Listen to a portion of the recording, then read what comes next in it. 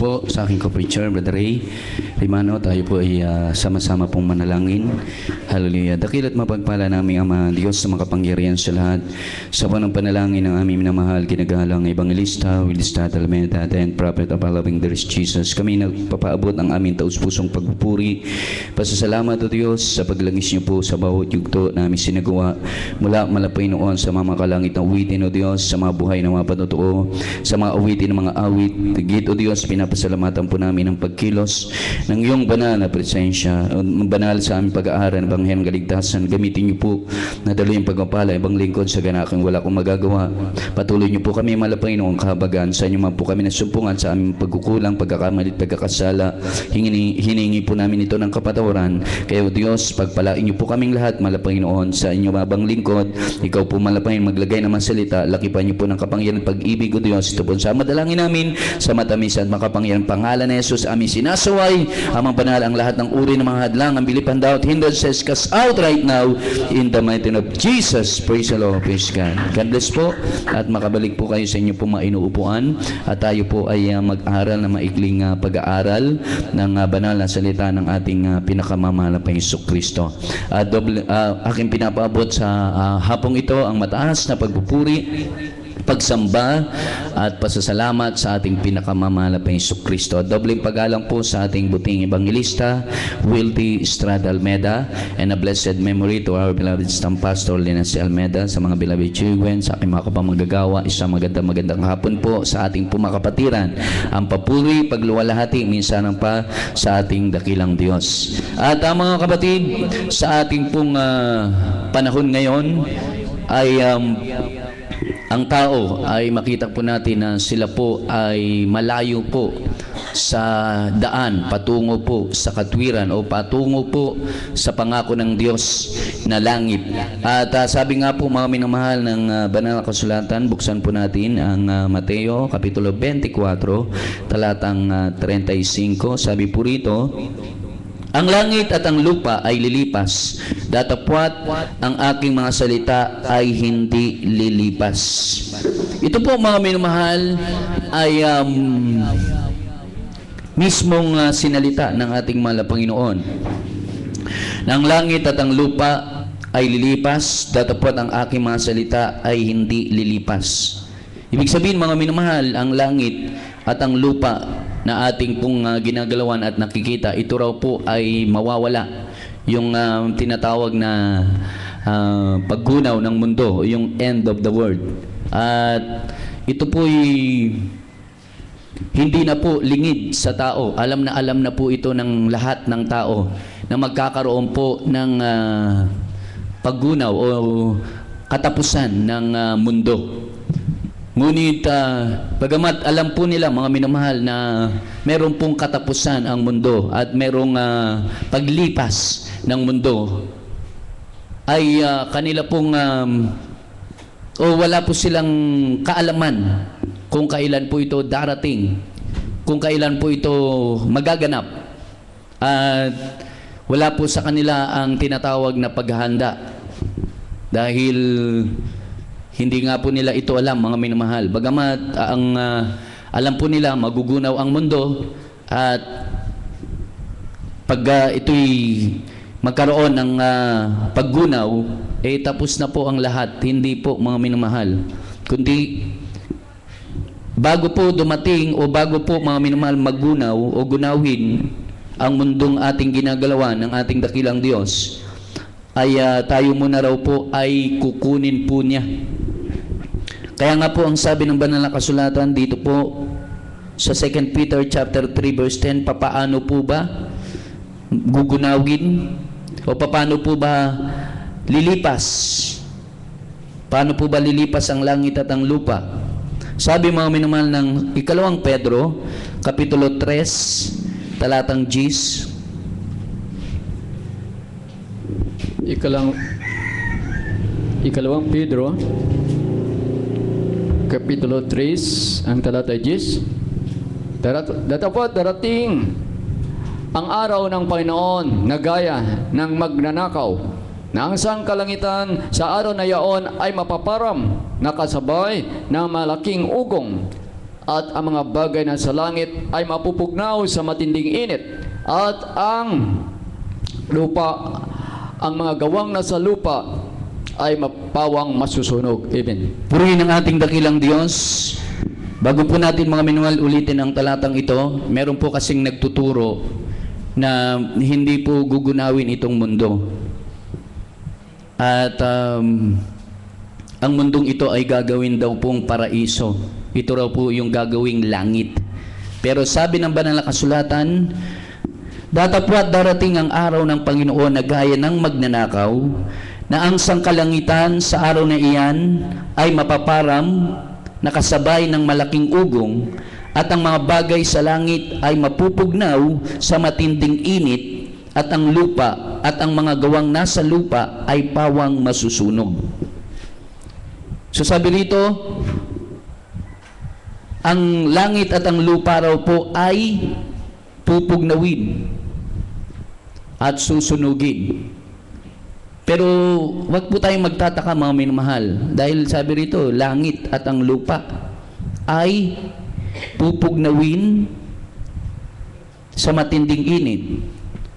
So kung ang langit at ang lupa ay pupugnawin, saan na po tayo pupunta? Di ba? Pati langit pupugnawin, susunugin. So kailangan susundan po natin ang mga bersikulo. Itong tinutukoy na langit at ang lupa, ito yung lumang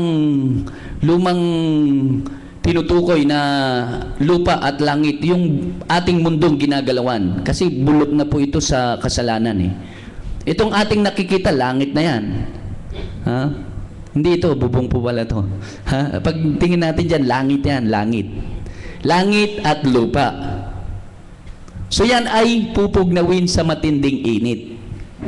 Pero yung langit, mga minamahal, na ibibigay sa atin, o yung pangako ng Diyos na langit plus buhay na walang hanggan, ito po yung bagong langit at bagong lupa. Hindi itong mundong gugunawin. Hindi tayo dito. Sabi nila, gagawing paraiso itong mundo. Hindi po. Susunugin po ito. Pupugnawin po ito ng Malapanginoon sa matinding init at apoy. So walang matitira. Sabi ng banal na kasulatan, yamang ang lahat ng mga bagay na ito ay mapupugnaw ng ganito. Ibig sabihin, walang matitira. Wala pong kahit anong bagay, kahit tao, mga minamahal, mawawala. Lilipas. Ngunit ang salita ng Diyos ay mananatili. Dahil may pangako ang Diyos para sa atin. Dahil kung mawawala ang mundo, mga minamahal, pati ang salita ng Diyos, paano na yung pangako ng ating mahal na Panginoon? So ang sabi niya, mananatili ang kanyang salita. Dahil merong sinalita sa atin ng mahal na Panginoon. Ano po ito? Yung kanyang pangako na langit at buhay na walang hanggan. Palakpakan natin ang ating dakilang Diyos. So sabi mga minamahal ng talatang 13, ngunit ayon sa kaniyang pangako ay naghihintay tayo ng bagong langit at ng bagong lupa na tinatahanan ng katwiran. So doon mga minamahal, ang papasok doon sa kaharian ng ating mahal na Panginoon, yung mga tinawag ng Diyos, yung mga lumalakad sa katwiran ng ating mahal na Panginoon, yung mga nabautismuhan sa kanyang banal na pangalan, yung mga nagsitanggap ng kanyang banal na espiritu. Sabi nga, Roma 8:9, ang walang espiritu ng Diyos, hindi po sa kanya. So hindi po pwede aakyat o papasok ang tao sa kaharian ng Diyos nang walang espiritu ng Diyos. Kaya nga po mga minamahal, ang sabi ng banal na kasulatan, kukunin po niya ang kanyang mga anak. Sa 1 Thessalonians chapter 4 verse 16 up to 17. So bago mangyari po ang paggunaw, bago po mga minamahal lilipas ang langit at ang lupa na ating nakikita, kukunin muna raw po tayo. Kukunin muna yung kanyang mga anak. Sabi ng 1 Thessalonians chapter 4 verse 16 up to 17. Kaya hindi po pwedeng angkinin ng tao. Hindi po pwede mga minamahal na sabihin pare-parehas lamang. na tayo'y mga anak ng Diyos. Hindi po. Sabi ng Matthew chapter 7 verse 21, hindi lahat ng nagsasabi o hindi lahat ng tumatawag Panginoon, Panginoon ay aakyat at papasok sa kaharian ng Diyos. Kundi ang papasok sa kaharian ng Diyos ay yun lamang gumaganap. Yung mga tumutupad. Kaya hindi pwedeng sabihin ng tao na lahat ay anak ng Diyos. Hindi po. Ang mga anak lamang ng Diyos, yung mga nagsitanggap sa Kanya. Sa Book of John chapter 1 verse 12, ang mga nagsitanggap sa Kanya ay binigyan niya ng karapatan maging tunay niyang anak, tagapagmana ng buhay na walang hanggan. Kaya ang sabi ng 1 Thessalonians chapter 4 verse 16 up to 17. So bago mangyari po ang paggunaw o bago gugunawin ang mundong ito na ating ginagalawan sa matinding init, tayo muna raw po o yung kanyang mga anak ay kukunin. Dadagitin muna po tayo. Irarapture muna tayo ng mahal na Panginoon bago po gunawin. At bakit mga minamahal gugunawin mga minamahal? At pupugnawin sa matinding init at apoy ang mundo upang parusahan ang mga taong hindi naglingkod sa Kanya. Amen. Yung mga hindi nagsitanggap sa Kanya, yung mga nagbaliwala mga minamahal sa imbitasyon ng ating mahal na Panginoon. Dahil maraming mga tao kahit nakikita na nila ang mahal na Panginoon ay naghihimala, ang mahal na Panginoon ay nagpapagaling, ang mahal na Panginoon ay nagbabago ng buhay ng tao, ayaw pa rin nilang maglingkod. Bakit? Dahil po binulag sila ng Diyos ng sanlibutan. Mas gusto nila mga minamahal ang sumamba sa Diyos-Diyosan. Mas gusto nila mga minamahal yung maluwang na daan. Bakit? Sabihin nila, meron akong Diyos, meron akong reliyon, napakarami.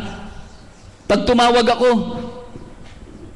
o tumatawag ako sa Diyos, kilala ko ang Diyos. Pero makita natin ang kanilang pamumuhay. Pagkatapos nilang sumamba, pagkatapos nilang magsimba, nasan po sila? Nasa sugalan, nasa kalayawan. Pero yung mga tunay na mga Kristiyano, tunay na mga anak ng ating mahal na Panginoon, pagkatapos sumamba sa ating mahal na Panginoon, pagkatapos magpuri, ating pong patuloy ipinamumuhay ang pagiging tunay na Kristiyano. Amen! Dahil, sabi ng banal na kasulatan, basahin natin, unang Tesalonica, kapitulo 4, talatang 16 at 17. Una mga taga Tesalonica, kapitulo 4, talata 16 at 17. Sapagkat ang Panginoon din ang bababang mula sa langit na may isang sigaw, may dinig ng arkanghel, at may pakakak ng Diyos, at ang mga nangamatay kay Kristo ay unang mga bubuhay na manguli. Kung magkagayon, tayo na bubuhay na nangatitira ay aagawin kasama nila sa mga alapaap upang salubungin ang Panginoon sa hangin, at sa ganito isa sa Panginoon tayo magpakailanman. Amen. Yan, purihin ang ating dakilang Diyos. So ang kanyang kukunin mga minamahal, tayo po ng kanyang mga anak. At ang sabi, ang Panginoon din ang bababang mula sa langit, na may isang sigaw, may tinig ng arkanghel, at may pakakak ng Diyos, at ang nangamamatay kay Kristo ay unang mga bubuhay na magmuli. Kung magkagayo tayo ng bubuhay na nangatitira, ay aagawin kasama nila sa mga alapaap upang salubungin ang Panginoon sa hangin, at sa ganito isa sa Panginoon tayo magpakailanman. Kaya ang Kristiyano, mamatay mabuhay, ay meron po tayong makakamtan. Yung mga namatay sa paglilingkod sa ating mahal na Panginoon, sila raw po ang unang kukunin. Sabi rito, tinig ng arkanghel, may pakakak ng Diyos, ang mga namatay kay Kristo ay unang mga bubuhay na magmuli. So bubuhayin sila ng ating mahal na Panginoon. Tayo na bubuhay, mga minamahal na nangatitira, ay aagawing kasama nila sa mga alapaap Ibig sabihin, sama-sama tayo sasalubong sa alapaap, sa hangin. At pag tayo po ay sasalubong sa ating mahal na Panginoon, irarapture tayo ng mahal na Panginoon, tayo raw po mga minamahal ay isa sa Panginoon magpakailanman. Dahil pag tayo ni-rapture, automatic dadaling kaagad tayo sa kaharian ng ating mahal na Panginoon. At alam natin sa langit, wala ng kamatayan. At ang ating buhay doon, hindi ka na mamamatay doon, kundi mabubuhay tayo doon magpakailanman. Amen! So, kukunin tayo ng mahal na Panginoon. Irarapture tayo ng mahal na Panginoon. So, kinakailangan tayo po ay maghintay. Dahil marami po ang mga humihinto sa paglilingkod. Sila po ay nagbabakasyon sa paglilingkod. Alam naman po natin, walang bakasyon sa paglilingkod eh. Amen? Di ba? Sa trabaho, merong tinatawag na, anong tawag dyan? May leave. Oh, hingi ka ng leave, ilang days. Yung iba, magbabakasyon. Katulad ng mga seaman. Pagbaba niyan, magbakasyon yan, ilang buwan. 1 buwan, 2 buwan, 3 buwan, matagal na yon. Sabay sakay uli. Sa ating paglilingkod, mga minamahal, wala pong bakasyon. Kundi, ang ating paglilingkod ay kailangan tuloy-tuloy. Dahil, kailangan ang ating paghihintay ay araw-araw. Bakit, mga minamahal? Kasi hindi natin alam yung panahon eh. Kailan ba bubugnawin? Kailan ba gugunawin ang mundo? Bukas? Mamaya, kung sinabi mga minamahal, itong December, lahat maghahanda. Di ba? Pero hindi natin alam, sabi ng Biblia. Kailan ba ang paggunaw? Kasi pag dumating ang paggunaw, automatic sabay yan nung rapture. Yung pagbabalik ng ating malapang, yung tinatawag na second coming of Jesus Christ. So sabi ng Matthew chapter 24 verse 36, wala raw pong makakaalam or nakakaalam. Mateo kapitulo 24 talatang 36. Aklat ng Mateo kapitulo 24 talata 36. Ngunit tungkol sa araw at oras na yaon, walang nakakaalam, kahit ang mga anghel sa langit, kahit ang anak, kundi ang ama lamang. Amen. Yan, tingnan niyo po mga minamahal. Ngunit tungkol sa araw at oras na yaon, walang makakaalam, kahit ang mga anghel sa langit, kahit ang anak, kundi ang ama lamang. Purihin ang ating mahal na Panginoon.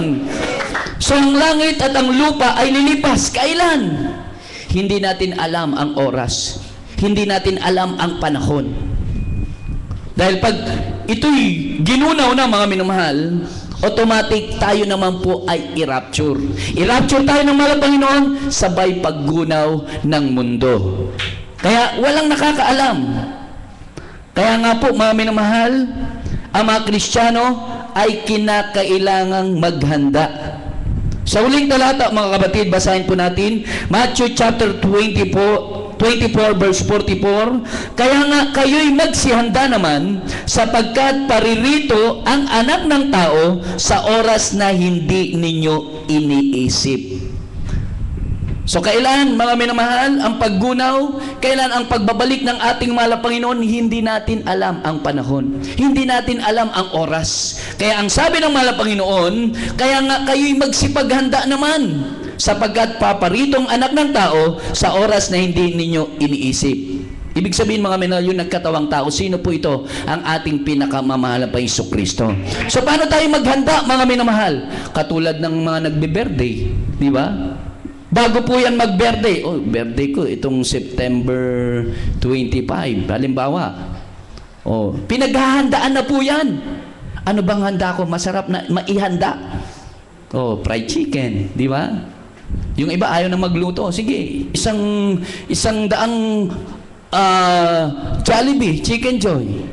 Di ba? Para mapakain niya yung paghahandaan niya. Ganon din mga minamahal sa pagbabalik ng ating dakilang Diyos. Kailangan paghandaan natin. Paano natin mapaghandaan? sa patuloy nating paglilingkod. Sabi nga, huwag nating ipagpaliban. Amen? Yung ating pagdalo, huwag nating ipagpaliban yung ating pagbibigay, huwag nating ipagpaliban yung ating paglilingkod sa Diyos. Kaya manatili po tayo. Amen? Sa pagkatawag ng ating mahal na Panginoon. Walang talikuran, walang atrasan. Dahil tayo po ay malapit ng kukunin at malapit na tayo i-rapture ng ating pinakamamahal na Jesucristo. Kailan po ito? Kaya nga hindi natin alam eh. Kaya ang dapat natin gawin, dumating man ang ating mahal na Panginoon, tayo po ay laging handa. Purihin ang ating dakilang Diyos. Daigin natin yung mga Boy Scout. Ang motto nila ay laging handa. Amen? Ang Kristiyano, ang motto rin, ay lagi ding handa.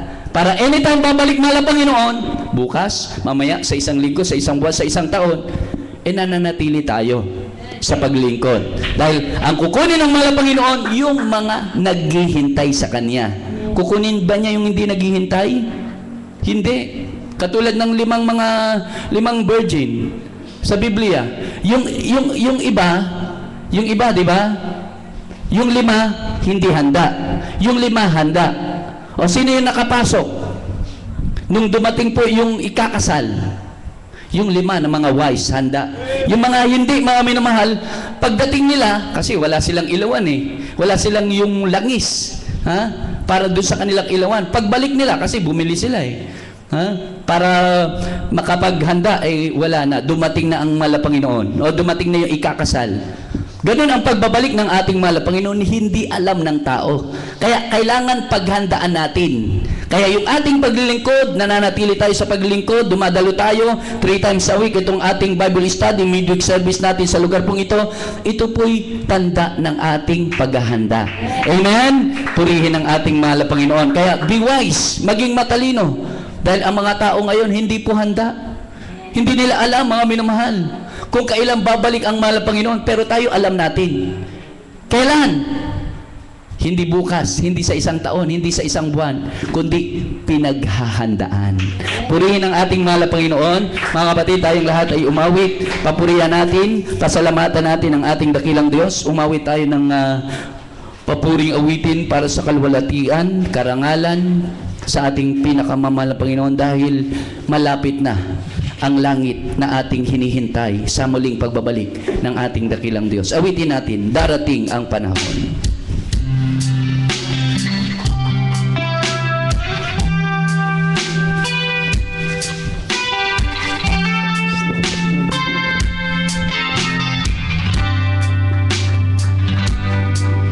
Darating ang panahon,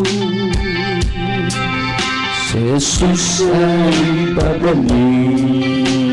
Habang inaawit ang awiting yan, mga minamahal, patuloy natin pasalamatan ng Diyos. Dahil isa na lamang ating hinihintay. Isa na lamang po ang ating pinaghahandaan. Ang muling pagbabalik ng Diyos. Upang tayo po i-rapture. Tayo kunin dalhin sa langit, magmana ng walang hanggang buhay. Kasi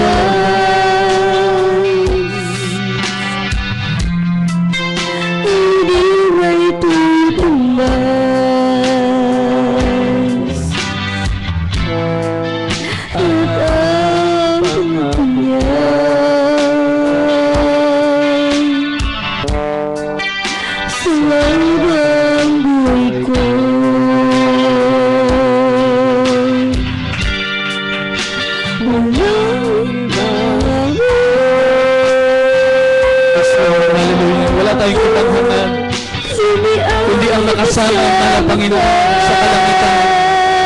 Hallelujah, hallelujah, hallelujah, Jesus. Blessed the Lord God. Blessed the Lord God.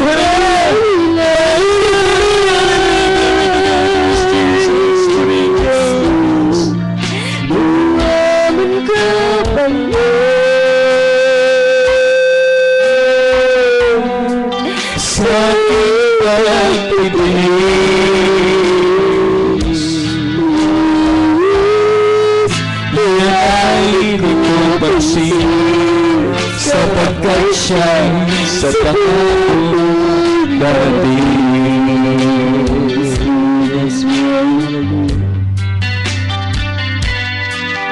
Darating ang panahon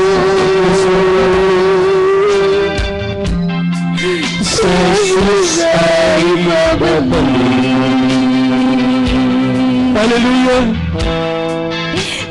Hallelujah!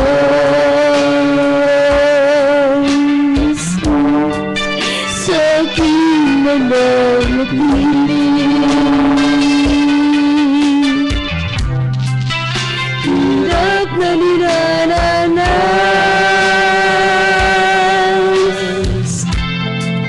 ay di may tutulas na. Hindi namin kayang pagpasan mo, Diyos. Ang pangako ng buhay nangyari para sa aming lahat. Hallelujah! Hallelujah!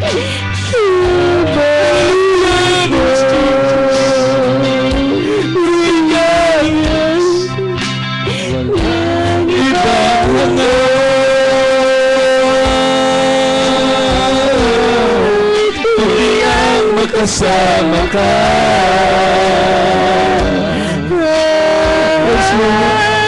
sa buhay na walang hanggan.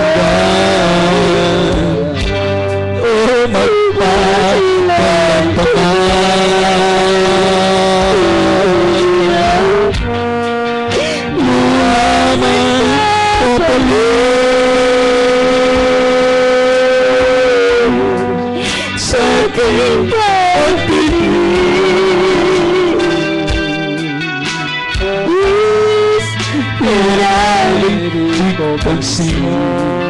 sapagkat siya sa pangako darating. Walang ibang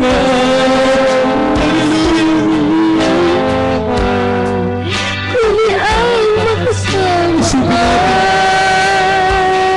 ang langit at pangako ng Diyos. Sa buhay na walang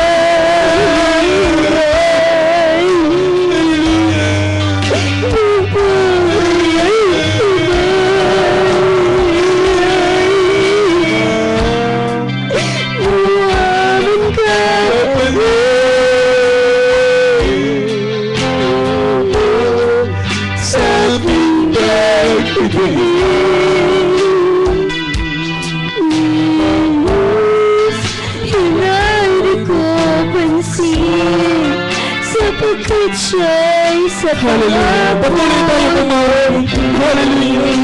Walang ibang hangal. walang ibang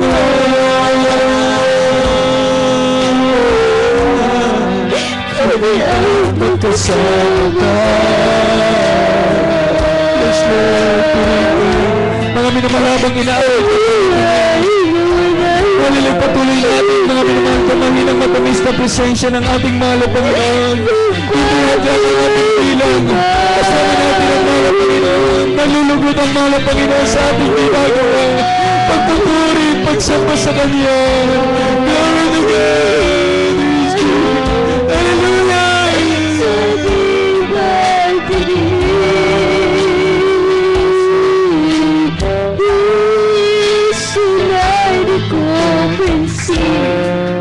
sapagkat siya'y sa pangakong darating. Di ko pansin sapagkat siya'y sa pangakong darating. Praise the Lord, hallelujah. Purihin ka't luwalhatiin ka, O Diyos, walang hanggang patuloy pagpapasalamat. Patuloy naming pinapabot. Hallelujah, wala kami maigaganti at maisusukli sa iyo. Dakila ka, mahal na Panginoon, sa iyong pag-ibig. Patuloy niyo pong ipinagkakaloob, pinapadama sa amin ang iyong matamis na presensya. Bagamat kami po, mahal na hindi karapat-dapat, isang basahan lamang sa iyong harapan. Ngunit aming nararamdaman, mahal na Panginoon, ang iyong biyaya, ang iyong pagpapahala, mahal na Panginoon, sa iyong matamis na presensya kami nire-revive. Purihin ka at luwalhatiin ka. Maraming salamat, mahal na Panginoon. Dito pa lamang lamang po sa lupa, aming nararamdaman na malang Panginoon ang langit. To Diyos, hallelujah.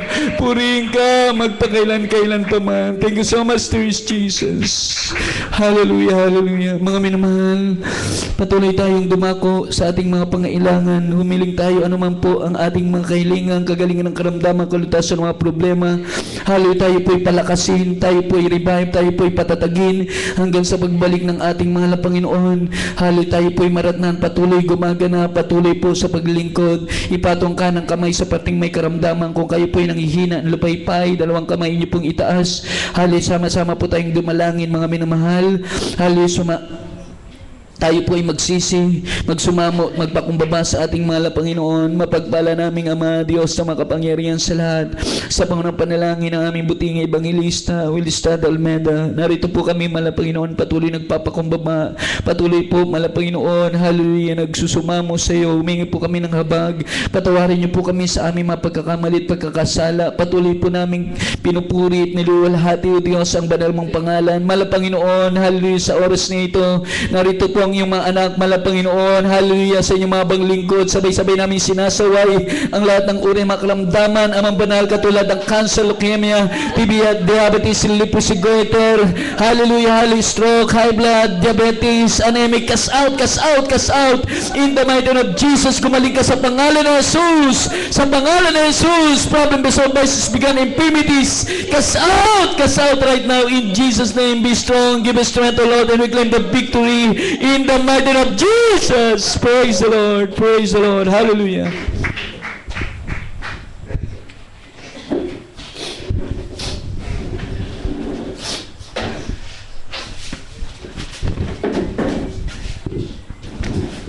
Tayong lahat, mga minamahal, ay tumayo at tayo po ay tatalon 3 times ng hallelujah, praise the Lord. Sabay-sabay po, buong lakas, buong isip at taos puso po tayong tatalon 3 times. Hallelujah, praise the Lord. Sabay-sabay. Hallelujah, praise the Lord. Hallelujah, praise the Lord. Hallelujah, praise the Lord. Praise the Lord. God bless po, mga minamahal. Salamat sa ating mahal na Panginoon at sa kanya pong pagbibigay sa atin ng biyaya, pagpapalang espiritual na kahit ilan lamang po ang ating bilang ay kanya pong ipinapadama ang kanyang matamis na presensya, kanyang dakilang pag-ibig. At patuloy tayo, mga kapatid, sa ating pong paglingkod at lagi tayong dadalo at ating overnight bukas po at ang araw po ng ating Sunday service patuloy po sa Tayog Outstation.